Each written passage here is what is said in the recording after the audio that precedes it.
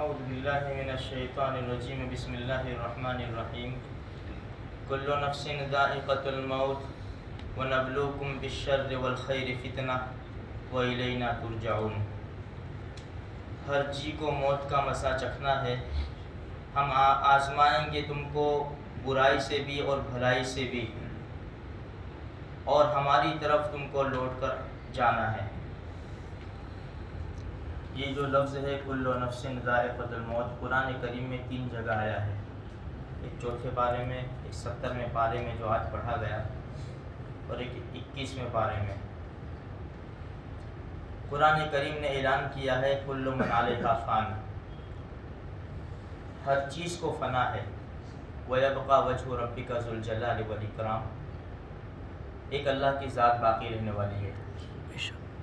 جب اللہ تبارک و تعالیٰ نے فرشتوں سے کہا کہ میں دنیا بناؤں گا اور مخلوق پیدا کروں گا، فرشتوں نے کہا کہ دنیا تو پھر بھر جائے گی، اللہ نے فرمایا کہ موت پیدا کر دوں گا، آتے بھی رہیں گے جاتے بھی رہیں گے۔ فرشتوں نے کہا کہ تو پھر دنیا میں جینے کا مزہ نہیں آئے گا ان کو، اللہ نے فرمایا امید پیدا کر دوں گا۔ اسی لیے آج امید کے اوپر دنیا قائم ہے۔ کہتے ہیں عمر دراز مانگ کے لائے تھے 4 دن، 2 آرزوں میں کٹ گئے 2 انتظار میں۔ تو ہر جی کو جانا ہے، آج ان کا نمبر ہے تو کل ہمارا نمبر ہے۔ آج ہم لوگوں کے اعلان سن رہے ہیں تو کل لوگ ہمارا اعلان سنیں گے۔ آج ہم جنازوں کے پیچھے چل رہے ہیں، کندھا دے رہے ہیں، قبر میں منہا خلقناکم وفیہا نعیدکم ومنہا نخرجکم تارۃ اخری پڑھ کر مٹی ڈال رہے ہیں اور ہاتھ جھاڑ کر قبرستان سے واپس آ رہے ہیں، کل یہ سارا معاملہ ہمارے ساتھ ہونا ہے میرے بھائیوں۔ آج ہم روزانہ غسل کرتے ہیں، کل ہمیں غسل دیا جائے گا۔ آج ہم خود کپڑے اتارتے ہیں، کل ہمارے کپڑے اتارے جائیں گے۔ آج ہم خود کپڑے پہنتے ہیں، کل ہمیں 3 کپڑوں میں اور عورتوں کو 5 کپڑوں میں کفنایا جائے گا اور ان کو سجا دھجا کر قبرستان لے جایا جائے گا اور دفن کر دیا جائے گا۔ پھر ایک کہانی بن جائے گی کہ ہمارے ابا تھے، ہمارے دادا تھے، ایسا کرتے تھے ویسا کرتے تھے۔ آج سناٹا چھایا ہوا ہے قبرستانوں کے اندر، کوئی فاتحہ پڑھنے والا اپنے ماں باپ کی قبروں پہ نظر نہیں آتا، اور جنازے دیکھو تو پورے ملک کے ایک گوشے کے اندر ہائی واویلا ہو رہا ہے، لوگ رو رہے ہیں، روزانہ کتنے بچے یتیم ہو رہے ہیں، آج کی تاریخ میں روزانہ کتنی عورتیں بیوہ ہو رہی ہیں، کتنے بوڑھے ماں باپ کے ہاتھ اپنے جوان بیٹوں سے خالی ہو رہے ہیں، کتنے گھروں کے چراغ بجھ رہے ہیں۔ یہ سب ہم سن بھی رہے ہیں، دیکھ بھی رہے ہیں، اور یہ کل ہمارے ساتھ بھی ہونا ہے میرے بھائیوں۔ اس لیے زندگی کی قدر کرو، زندگی بڑی قیمتی ہے، بہت قیمتی ہے۔ جو لمحہ چلا جاتا ہے وہ واپس نہیں آتا، جو سانس چلا جاتا ہے، جو گھڑیاں چلی جاتی ہے واپس نہیں آتی میرے بھائیوں۔ کچھ کر لو، ابھی وقت ہے، ورنہ قرآن کریم کا 18واں پارہ ہے، لوگ کہیں گے رب ارجعون، اللہ ہمیں واپس لوٹا دے، کیا کرے گا؟ لعلی اعمل صالحا فیما ترک، اب تو سب دیکھ لیا، ابھی تک تو علماء سے سنتے تھے، سب نظر آ گیا، موت کا جھٹکا بھی ہم نے دیکھ لیا، قبر کی تنہائی بھی دیکھ لی، منکر نکیر کی زبردست صورتیں بھی ہمارے سامنے آ گئی، ہمارا کوئی پرسا نحال نہیں ہے۔ رب ہمیں واپس بھیج دے، لعلی اعمل صالحا فیما ترک، نیک عمل کروں گا۔ کلا، نہیں، وقت دیا تھا ہم نے تم کو، وقت دے کر نبی بھیجا تھا، نبی کے ساتھ کتاب بھیجی تھی، ہر طرح سے تم کو سمجھایا تھا، لیکن دنیا کی مستی میں مست تھے، عیش و عشرت کی زندگی گزار رہے تھے، تب ہماری یاد تمہیں نہ آئی۔ آج جب اپنی آنکھوں سے دیکھ لیا تو ہائے واویلا کرنے بیٹھے ہو، اب وقت نہیں ہے۔ اس لیے میرے بھائیوں، جنازے تو بہت اٹھے، بہت جنازے اٹھ رہے اور اٹھیں گے بھی، ہمارے گھروں سے بھی جنازے اٹھنے والے ہیں۔ آج ہم کسی کی خبر سن کر کہتے ہیں کہ ہائے وہ مر گئے، ان کی اولاد کا کیا ہوگا، کل ہمارے بارے میں بھی یہی کہا جائے گا کہ فلاں ابن فلاں کا انتقال ہو گیا ہے، ان کی اولاد کا کیا ہوگا؟ اس لیے تھوڑی سی فکر کی ضرورت ہے. کوئی بچا نہیں ہے. اجل نے کسی کو نہیں چھوڑا، موت نے کسی کو نہیں چھوڑا. موت جب جس جگہ پر پنجے گاڑتی ہے تو پھر کسی کو نہیں چھوڑتی. جب زندگی اور موت کی جنگ ہوتی ہے یقیناً زندگی کو ہار جانا ہے، موت کو جیت جانا ہے.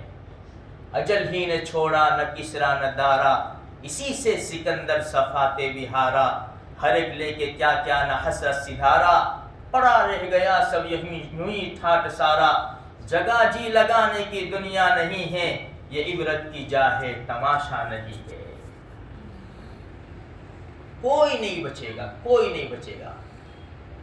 عمر دراز مانگ کے لائے تھے 4 دن، 2 آرزو میں کٹ گئے 2 انتظار میں. خون کا گاڑا بنایا اینٹ جس میں ہڈیاں. جسم کیا ہے؟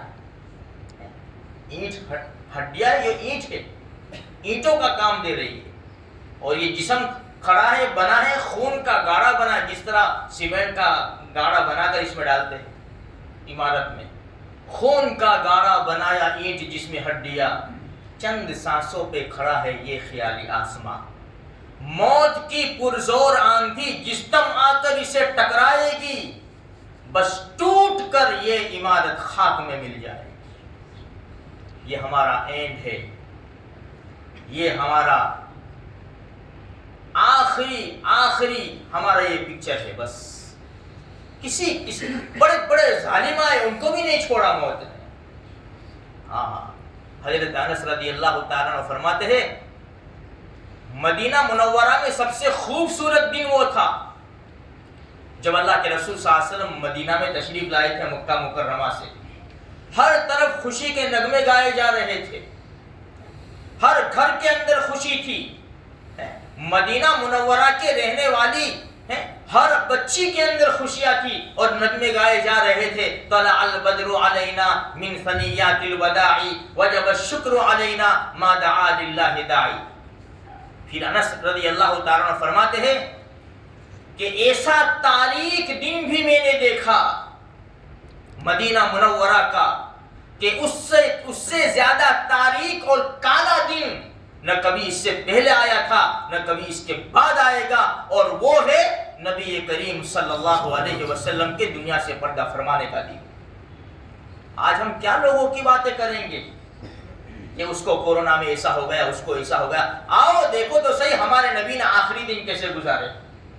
امی عائشہ رضی اللہ تعالیٰ فرماتی ہے جمعرات کی رات تک مغرب کی نماز ہمارے آقا نے پڑھائی.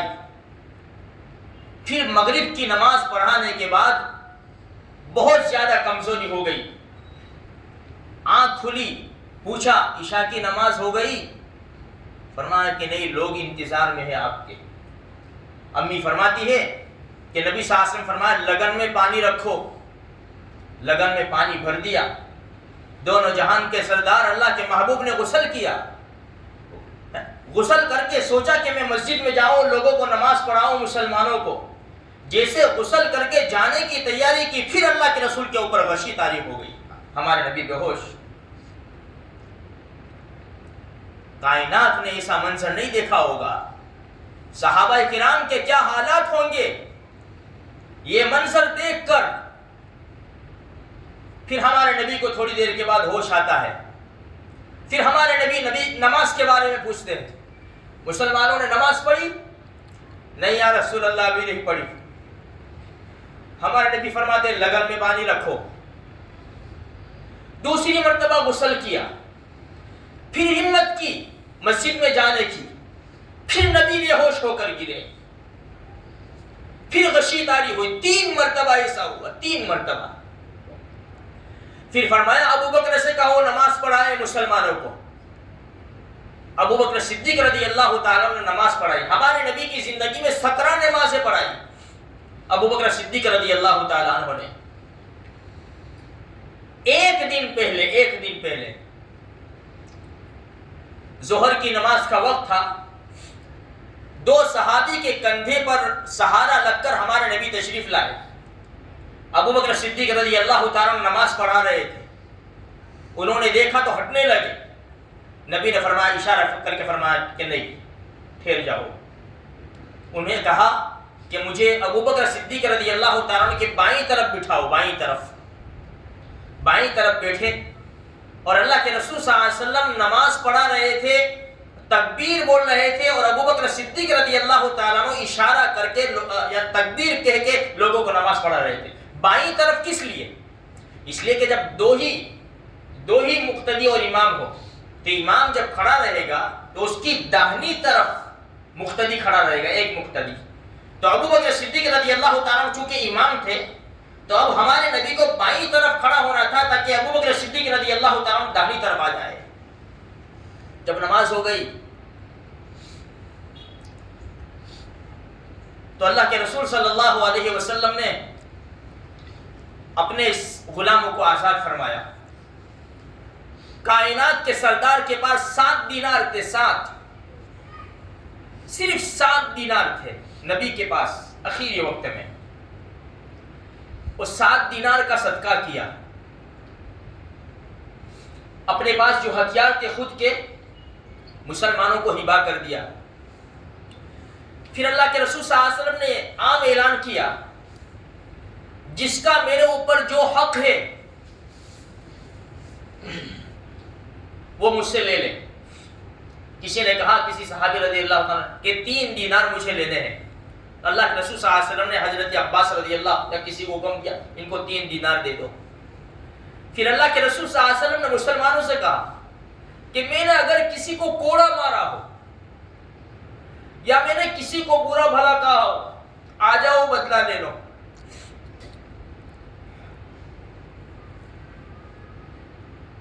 حالانکہ رحمت والے نبی کسی کو کیا کرتے، اخیری وقت میں امت کو تعلیم دی ہے بڑی زبردست۔ پھر اللہ کے رسول صلی اللہ علیہ وسلم گھر میں تشریف لے گئے، وہ دن بھی آ گیا، پیر کا دن۔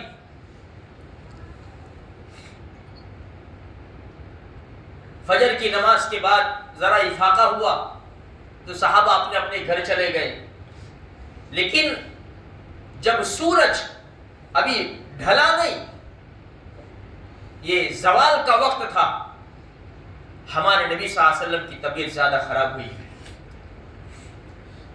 عبد الرحمن ابن ابی بکر رضی اللہ تعالیٰ عنہ مسواک لے کر آئے، امی عائشہ کے گھر تھے، تو امی عائشہ نے دیکھا کہ ہمارے نبی مسواک کی طرف دیکھ رہے ہیں، پوچھا کہ مسواک کرنا ہے آپ کو؟ اشارہ کیا، امی عائشہ نے مسواک لیا اور اللہ کے رسول کے منہ میں ڈالا، لیکن کمزوری اتنی تھی کہ مسواک چبا نہیں جاتا تھا۔ امی عائشہ نے مسواک کو خود اپنے منہ سے چبایا اور پھر ہمارے نبی کے منہ میں ڈالا۔ جب اخیری گھڑیاں تھی، فاطمہ رضی اللہ تعالیٰ عنہ کو بلایا، ایک کان میں کچھ کہا تو رونے لگی، دوسرے کان میں کہا تو ہنسنے لگی۔ ازواج مطہرات کو بلایا اور سب کو وصیتیں کی۔ پھر مسواک کرنے کے بعد اپنی انگلی آسمان کی طرف اٹھائی اور آسمان کی طرف انگلی اٹھائی، اور پھر اللہ کے رسول صلی اللہ علیہ وسلم کے جو آخری الفاظ تھے، الصلاۃ الصلاۃ وما ملکت ایمانکم اللہم بالرفیق الاعلیٰ۔ اے اللہ، امی عائشہ فرماتی ہے کہ ہمارے نبی کے ہونٹ حرکت کرنے لگے، تو امی عائشہ فرماتی ہے کہ میں نے کان لگا کر سنا تو کہہ رہے تھے ہمارے نبی کہ انبیاء اور رسولوں کی جگہ، یعنی جس پر تیرا انعام ہوا اے اللہ ان کی جگہ۔ پھر ہمارے نبی کے آخری الفاظ امی عائشہ فرماتی ہے، اے اللہ رحم فرما دے، اے اللہ معاف فرما دے، اے اللہ رحم فرما دے، معاف فرما دے، اللہم بالرفیق الاعلیٰ، اے اللہ رفیق اعلیٰ، اے اللہ رفیق اعلیٰ، اے اللہ رفیق اعلیٰ۔ یہ آخری الفاظ تھے، 3 مرتبہ یہ الفاظ کہے اور ہمارے نبی کی روح پرواز کر گئی۔ جیسے سنا صحابہ کرام کے ہوش اڑ گئے، پورے مدینہ منورہ کے گھر میں ماتم چھا گیا، کوئی ذات ایسی نہیں تھی کہ جس کی آنکھیں اشک بار نہ ہو۔ عمر ابن خطاب رضی اللہ تعالیٰ عنہ تو پاگل کی طرح ہو گئے، تلوار نکال لی اور دیوانہ وار پھر رہے، اگر کسی نے کہا کہ نبی کا انتقال ہو گیا میں اس کی گردن اڑا دوں گا۔ عثمان ابن عفان رضی اللہ تعالیٰ ٹیک لگا کر بیٹھ گئے، سکتے میں آ گئے، بول بھی نہیں سکتے تھے، ایک لفظ نہیں نکل سکتا تھا۔ حضرت علی رضی اللہ تعالیٰ اتنا روئے کہ روتے روتے بے ہوش ہو گئے، سمجھ میں نہیں آ رہا تھا لوگوں کو کیا ہو گیا۔ ابو بکر صدیق رضی اللہ تعالیٰ تشریف لاتے ہیں اور منبر کے اوپر خطبہ دیتے ہیں، من کان یعبد منکم محمدا قد مات، تم میں سے جو بھی محمد صلی اللہ علیہ وسلم کی عبادت کرتا ہو وہ دنیا سے رخصت ہو گئے، اور جو تم میں سے اللہ کی عبادت کرتا ہو اللہ زندہ ہے۔ اور چوتھے پارے کی آیت پڑھی، وما محمد الا رسول قد خلت من قبلہ الرسل افإن مات او قتل انقلبتم على عقبیہ، محمد صلی اللہ علیہ وسلم ایک اللہ کے رسول تھے، کیا اگر وہ دنیا سے رخصت ہو جائے یا ان کو شہید کر دیا جائے تو کیا تم ایڑیوں کے بل واپس لوٹ جائیں گے؟ یہ آیت کریمہ پڑھی، صحابہ کا جو عمر بن خطاب رضی اللہ تعالیٰ کا خاص جو دیوانہ وار پھر رہے تھے، بعد میں فرمایا کہ مجھے تو پتہ ہی نہیں کہ قرآن کریم میں یہ آیت ہے۔ خیر میرے بھائیوں، ہمارے نبی صلی اللہ علیہ وسلم کو یمنی چادر، دھاری دار چادر اڑا کر سلا دیا گیا۔ ابو بکر صدیق رضی اللہ تعالیٰ عنہ کو خلیفہ بنا لیا گیا، اور پھر غسل دینے کی باری آئی کہ نبی کو کون غسل دے، تو اللہ کے رسول صلی اللہ علیہ وسلم نے وصیت فرمائی تھی کہ مجھے میرے اہل بیت غسل دیں گے۔